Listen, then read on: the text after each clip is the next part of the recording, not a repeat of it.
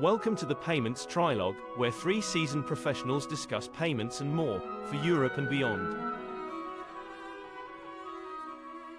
Hello, my name is Michael Salmony and I'd like to welcome you to another episode of the Trilogue, where we look at things from the banking side, which Xavier represents, and from the fintech side, which Ralph represents, and from the truth, which I represent. And today we have a lovely guest, Frans, where we will talk about VOP. But before we get into the topic, maybe Frans, you can tell us a little bit about yourself and your background. Yes, my name is Frans van Beers. I'm employed at the Dutch Payments Association as a senior payments consultant. And before that, I was working with ING and its predecessors. My main experiences for the last years were the introduction of SEPA, together with the interbank community in the Netherlands, and following that shortly after the introduction of instant payments, including the development, which was at that point in time still new. I have 35 years experience in payments, both on cards, payments, and cash. Cash the least, but still it's very important in the Netherlands because it diminishes instead of because of that. And I combine my function at the Payments Association with some activities for the EPC since 2004, for which I have been a member of the rulebook committees, and since 2021 I share the PISA and the Payment System Maintenance and Evolutionary Working Group. At first I found it a challenge to step in, but having fun with combining all the different cultures in Europe and especially the payment appetites in that, and Javier knows all about that. That's both challenging and fun to do. But as a spin-off of that, I was asked to also chair the task force for the VOP, Verification of Payee rulebook. And I thought I'd give it a try, and it has been a very nice journey since, because we had very short time. We had a very strict regulation, but we delivered the rulebook in the 10th of October 2024. And as a follow-up on that, many activities on the EPC and issues to cover still. So looking forward to the discussion with you and explaining some of the topics. Well, thank you, Frans. That's another instance where we have more than 100 years of payment experience on screen here today. Okay.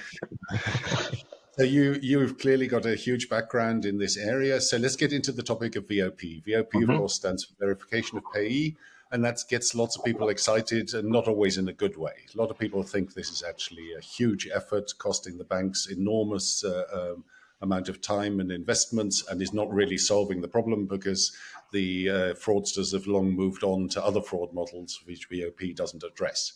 So with that, maybe you could prove me wrong or agree with me. However, say what you think of VOP and whether you think it's a good idea. Although VOP is positioned in some talks or perspectives as a fraud prevention measure, I'm from the group that says it's not for fraud prevention as such. It can help a little bit. It can give more confidence that the payment goes to the right beneficiary, but it will never cover all the fraudsters' efforts in especially authorized push payments, where the fraudster is very capable in tricking consumers and businesses to make payments to parties they do not want to pay to. So it will help. It will be helpful. It will hopefully give more confidence. Our experience in the Netherlands is that it is a sort of addition that everybody becomes accustomed to and takes for granted, and very useful. But to see it as a full fraud prevention measure, no. Okay, that's very good. You've had VOP in the Netherlands for some while, do you? I think you. Yes. That resulted from a fintech sort of startup with one of the banks in the Netherlands, Rabobank, who had a sort of room for new developments under her wings. And from that, for those active in the VOP world, the name SurePay is now very well known. But they, in the 2017, 2018, had to convince the classic bankers in the Netherlands, including myself, which said it can never be possible to check online without infringing privacy rules. They proved us wrong, because they thought not of sharing the name, but sharing the result of the matching, which is, if you think of it today, a very brilliant idea. At the time, it was very good that they thought of that. And if you think of it as from a privacy perspective, it gives you the opportunity to do what we do now with the instant payments regulation, obliging all payment service providers to do. But one of the predecessors of ING was Postbank, which had non-stacking bank accounts. And they shared full-fledged data to any business who requested that. But that was in the 70s, 80s, 90s of the last century. And privacy moved on naturally. And with that, the possibility to do so. So from that, there was reluctance from the banking industry in the Netherlands as well. But the matching idea works very well and was introduced in 2017-18, as I said, and also almost flawlessly. There is a learning curve, of course, because the exceptions decide in the end whether it's a perfect product or not. But all in all the introduction was done very smoothly, gradually, for online and mobile payments. And again, as I said, the reaction of the general public, oh, well, this is very logical and very helpful. Could I ask you there, because privacy concern, and I'm not sure, I guess some people may not know how exactly it works there. So if the name is matching, then I may not even get a message because everything is good and fine. So if the name is not matching, I will be told, well, it's not matching, but I will not be told what the real name or what the right name would have been, but I will be told if I have a close match. So if what I put in is close enough to the actual account holder name or the beneficiary name, then I will be told what that beneficiary name is. So can you shed some light on what that is and how close does the match have to be so that I can find out and how we avoid abuse for that? If you would like the details of that, you go to the providers in the market because they have all their different algorithms which fine-tune that quite technically and both very precise. But in general, starting with the match, the regulation also says you must at least confirm it to the payer. So in that case, there's an addition. The implicit confirmation, I think, will fade out and will become active confirmation. Yes, it's okay, you can continue. Then the no match is clear. The entered data are too far away from the description at the beneficiary's PSP. That is not necessarily the person you want to pay to, but it is the name associated with the IBAN. And we do not on person identification, but we do on identifying the match between the account holding name and the account. And that is quite a difference. It's not identifying you as Ralph Olhausen, but if it's your account, it's most likely also you, but it is not identifying you. And with that, there is room to say if we spell Olhausen, which is not a very common Dutch name, for instance, in a little bit different, one or two syllables changed, we think it's very good, very acceptable that we say, do you mean Olhausen as it is spelled correctly? The same goes with the first name. Some in the Netherlands, the first name is not necessarily registered at the account. If you only use the syllables for the first names, then we gave back the registered name, either with or without the first name as it is registered. But then in limits. And those limits are to be decided by the responding PSP, because the responding PSP knows to which extent it can give the data, can accept that the data are close enough from a privacy perspective. Because if they do too much, it's their privacy liability as a responding party. So that is why the EPC hasn't decided, and I cannot say in detail what the exact rules are for matching, because as I said also in my introduction, Europe is very culturally divided, but also in language use and data sets. Some countries have a very simple one. The Dutch keep it simple, so we have a simple Latin character set. But if you go to the Greece or to Spain, for instance, or to all the Nordic countries in the future, there can be many differences. So the result is based on the assessment by the responding PSP. The rules are to be set by the PSP, either standalone or as a community which knows best, or together with a provider. But maybe a step back first, because I'm not sure. Maybe we should explain the role of the EPC. So, having basically taken up the challenge that was provided by the regulation, here to provide the rules or a scheme. So how did that come about? And was it clear that it has to be the EPC? And so now you are leading the task there? Yeah.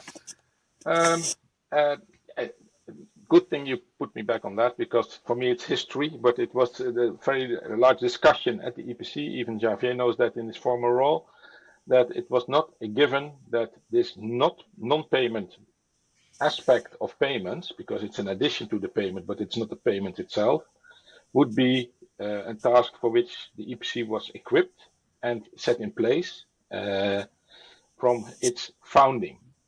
Because the EPC was founded based on the standards for payments and both classic payments and direct debits, added with the instant payments. But the VOP is an additional service before you make the payment, and with that it was not a given. On the other hand, the fact that the rule books for payments in Europe, for SEPA, are written in the cooperation the EPC has within within SEPA, with all the countries involved and all the payment providers involved. Actually, there was only one who could do that neutrally, not on a commercial basis, but neutrally as a sort of standardization body, but standardization plus, because it's not the basic standard. It is more a how do you apply or combine the regulation with this basic way of forward based on standards in technology.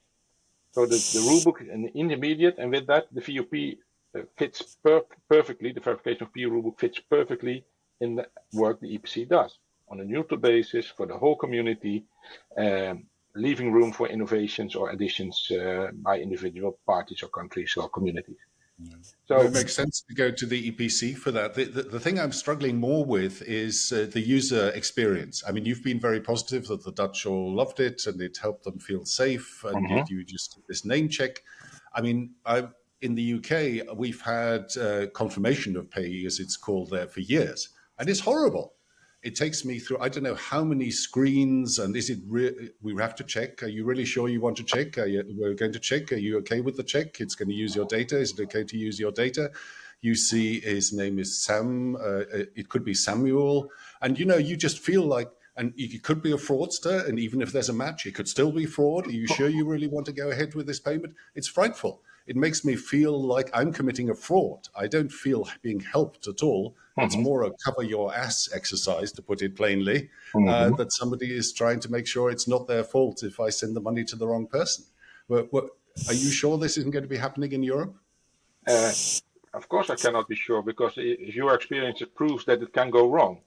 But my experience proves that it also can go right. And if you look, starting with the user experience as a design principle, and actually that's left to the market. The EPC has the common basic standard to exchange the data, to interact between PSPs, to exchange these data, to give that check possibility, and to give either one of the four responses: match, no match, or close match with a suggestion, or technically not feasible for one reason or the other.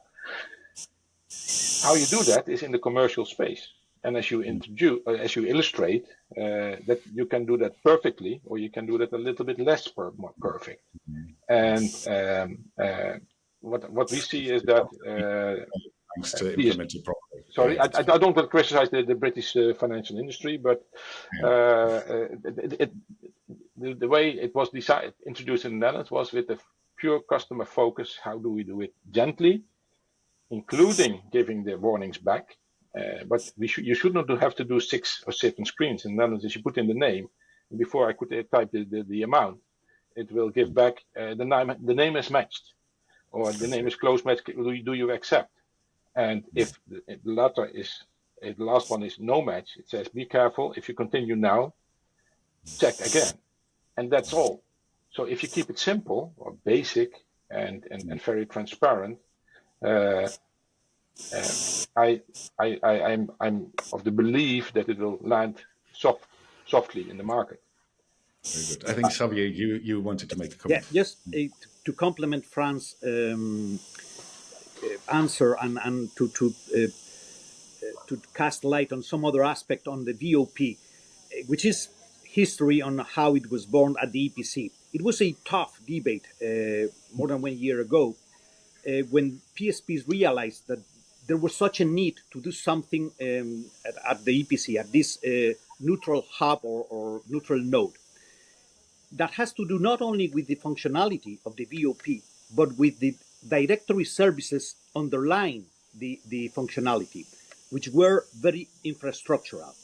And the controversy at EPC was that this was something operative. So, and this was new to the EPC. It was not just the rulebook, which is the VOP rulebook, that could be done, but entering into the area of providing operating services such as directory service was something new that even required the amendment of the bylaws.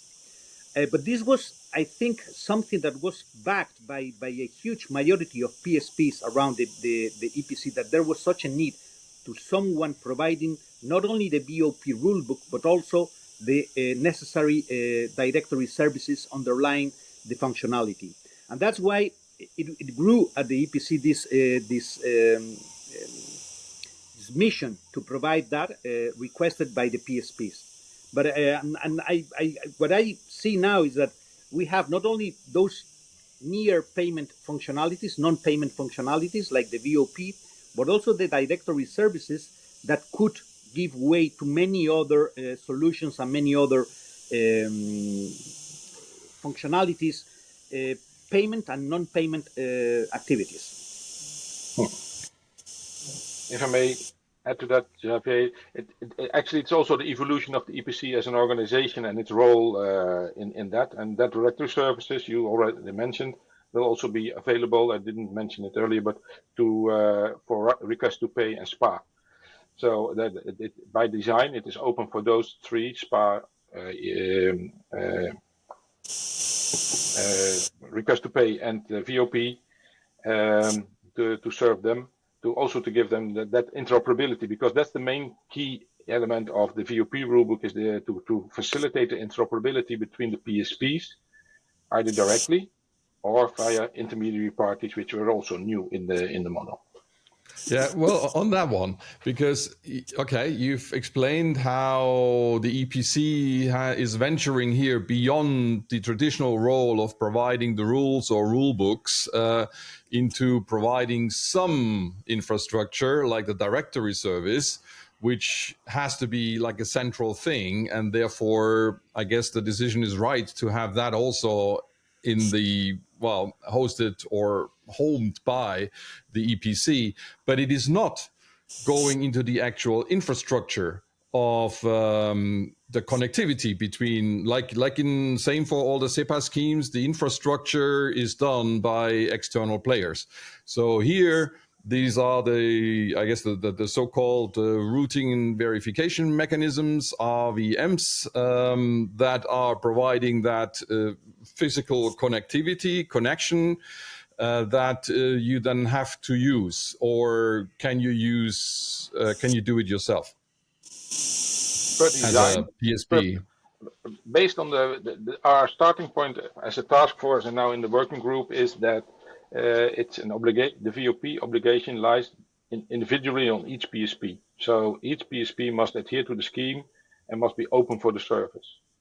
With that, like payments, you could do everything yourself. But also like payments, the number of participants is that large that you need concentrating points for that to make that more efficient and the reachability more organized. And for that, the RVMs are in place, but under the liability and supervision of the PSPs from a rulebook perspective. So you can, as a PSP, directly enter the VOP interoperability by saying I'm open and please send your request to me directly. Or a PSP can say it's too much burden for me. I would like a service provider especially for that, and I find an RVM, a routing and verification mechanism provider, to do that for me. And that can go from only reachability to also providing the algorithm or other services. But that's up to the PSP based on its coverage by itself, as well as its capacity and capabilities to have that in-house or outsourced. But having said that, the operational activities can be outsourced, but the responsibility and liabilities remain at the PSPs. And contractually, they can arrange anything bilaterally with their RVMs, to which extent they request that from them as well. But in the end, like CSMs are not responsible for the payment, RVMs are not responsible for the VOP.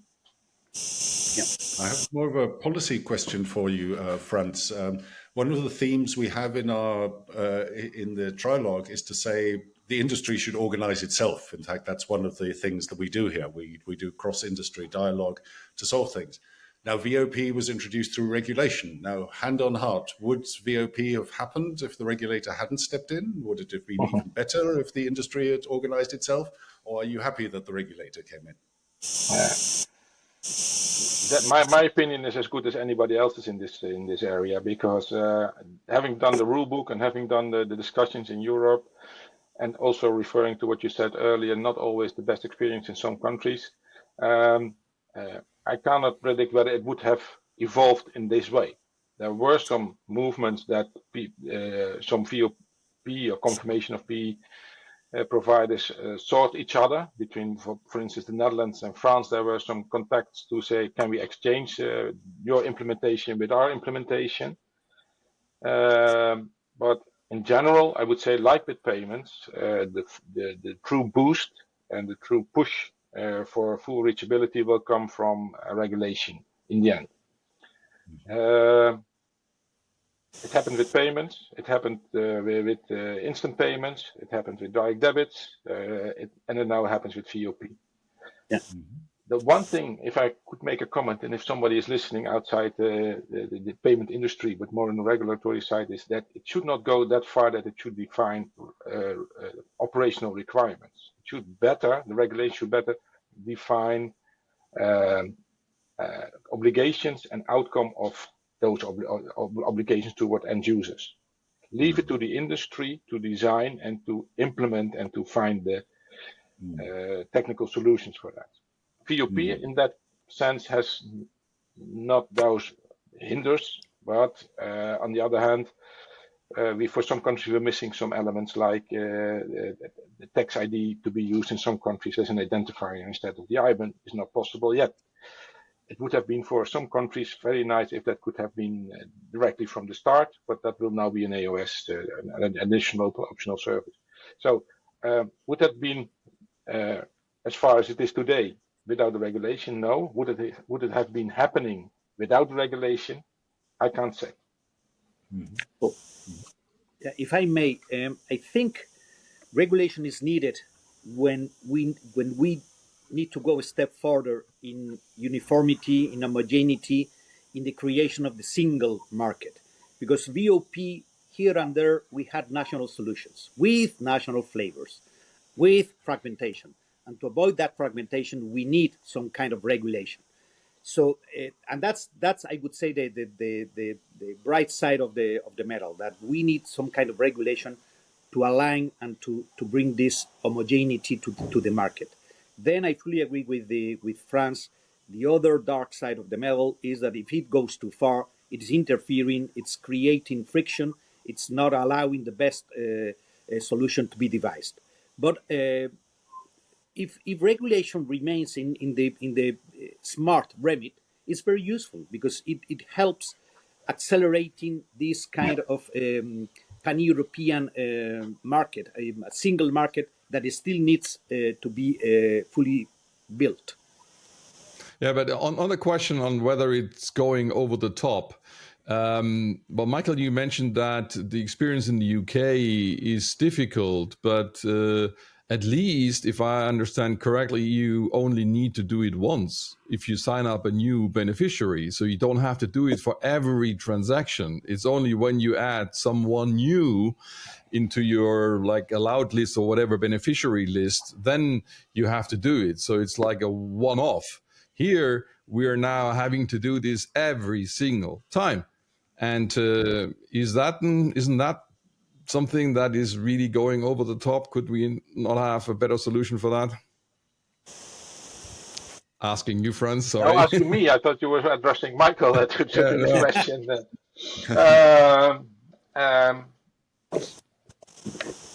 Yes and no. The burden of IT developments and administrations is the aging of data. And you never know whether somebody you put in 10 years ago is still having that account, or is still maybe they have divorced and you want to pay to the one and not to the other, or people have married and they say we have joined forces. And so there are many instances which those data can be outdated. And secondly, it's a matter of cost. I think the underlying question in your the underlying thing on your question, Ralph, is that you are afraid of or sort of assuming that the cost is high and that the impact is high and that the efficiency could be very low. Not the feedback we had in the Netherlands when introducing it. In modern technology. With modern technology, you can do it in a flick of a second. If the rails are straight and very well stretched out, within a few seconds you can do it. Why shouldn't you do it and keep the data where they are at the originator or at the beneficiary party, and not as a copy in your own, so that you're always sure that it's okay. Talking about cost, which is, of course, very interesting here, I think, as well, because we, I think, can be proud that here in Europe, the cost of a credit transfer is pretty low compared with other places in the world. So we have driven efficiencies in account-to-account transfers. And, well, everyone knows that even the ECB central system, like TIPS, is charging very low fees for settling instant payments. So generally speaking, the cost of doing account-to-account transfer is probably the lowest of all types of payments. Now, we're introducing VOP in addition to every single one of those payments. Do you think it'll be a negligible part, additional incremental cost, or will it be a significant incremental cost compared to the otherwise cost of the payment? I'm in a lucky position with the Payments Association that is not my burden to address. So I can only say what I hope it will be, that in the end, and looking at all four of us long experience in payments, efficiency is always the driver. And when it's too dear today, it will drive to a more feasible, acceptable efficiency level in tomorrow. And if you can't do that, or you have legacy systems, that will clean out as well in due time. So I don't think, if it's an obligation, it's simple and it's straightforward. I hope the incremental cost will be marginal to or at least not overriding the cost of payment. And as it is a standard part of it, let's see how that will evolve. But if you want a true answer to that, ask the PSPs what they have to pay to their RVMs today and what they expect from them to pay to tomorrow or the day after. But it's not only a cost question. It's also I mean, I have this obsession with user experience. It's also the topic of consent fatigue. You're getting another screen, or another 7 screens in the case of the UK, where you again have to click on something and say, yeah, yes, I do want to make the payment, shut up. You know, it's like the privacy pop-ups, which have become completely meaningless, actually, because people just click on accept or reject. They never read anything. It has just become yet another screen which you need to get out of the way. And that's something that does cause me because I'm concerned here. Again, sorry to disagree, but the quality of the user experience can mitigate that quite easy, at least and if you I invite you to open a Dutch bank account and see how it works, and then challenge your other parties in the UK maybe to how to do that. But having said that, not boosting about the Dutch market as such, but it doesn't have to be difficult. And yes, if it's another screen, it will indeed be a burden. But it doesn't need to be another screen. It can also be a pop-up or a line in your payment interface as well. And with that, it's very smooth. You can change color, apart from the colorblind, of course, because that's the Accessibility Act. It's another thing. So the text must be correct, but color can support. And then it's also automatically in the flow, I would say. And with this optimism, I sometimes have to convince also my VOP group that it can also be easily done, of course. But then they have to convince each other to the common standard, and then we see what comes out. But that's all in the user experience corner. So yeah, I hope that both the cost as well as the user experience will be acceptable for the market, and that we get used to it as we got used to IBANs and got used to international payments or cross-border payments or SEPA payments in an easy way. Okay, Javier, I think you had a closing question because we've got to come to. I know you are busy in the preparations for the 5th of October, and I don't want to put pressure on you, but you know well that one of the mottos of the EPC is that it's a forward-looking organization aiming to anticipate the future. So have you had time to start thinking on what will be needed to be done after October 9? So yes, provided we arrive alive to October, what will need to be done afterwards? There are two sources for that. One is the things we picked up during our discussions as requirements for some communities. And that's also the additional fields to the IBAN and the name for some countries to support additional services for that and to make that standard.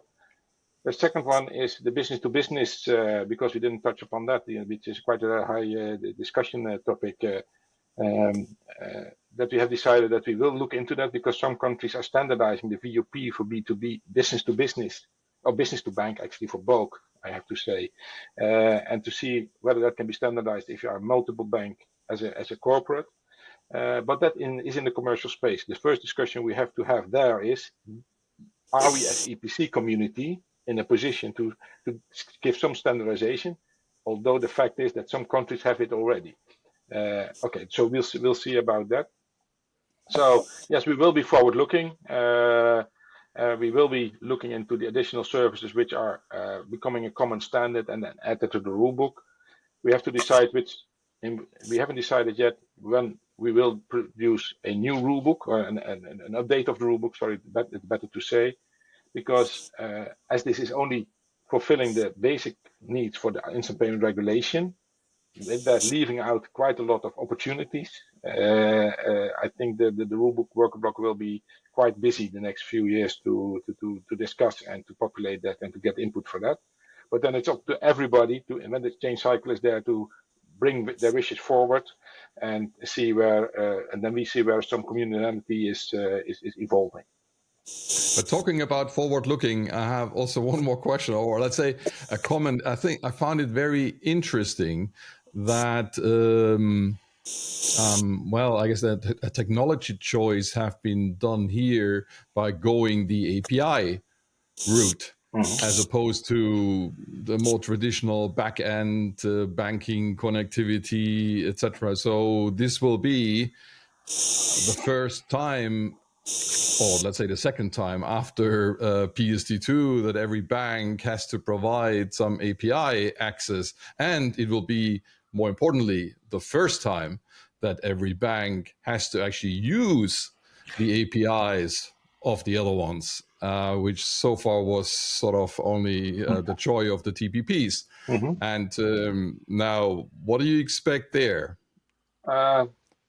Because it's obligatory, it will happen, and PSPs having not the appetite to use APIs, they can use their RVMs to go to an RVM to do that, so that the connectivity is then between the RVMs, the routing and verification mechanism providers, so that they can interact on API level and they can decide with their customers, i.e. the banks, or the PSPs, I officially have to say, how to do that. So that can be mitigated, and it was the assessment that APIs were the best technical way forward. With that, introducing some XML API translation issues, but for that there is an additional set of, I think, 7 or 8 characters which will be added to make it exchangeable with JSON. So for that bridge is closed or laid, and even also although ISO 20022 XML is the standard for payments, it was decided it was not necessarily the one also needed for the VOP. And maybe speed was a topic, but I wasn't in those discussions, so I cannot comment on that. But what we see now is that everybody has now its own option to test and to implement and to give the service back to their customers as well. I rephrased.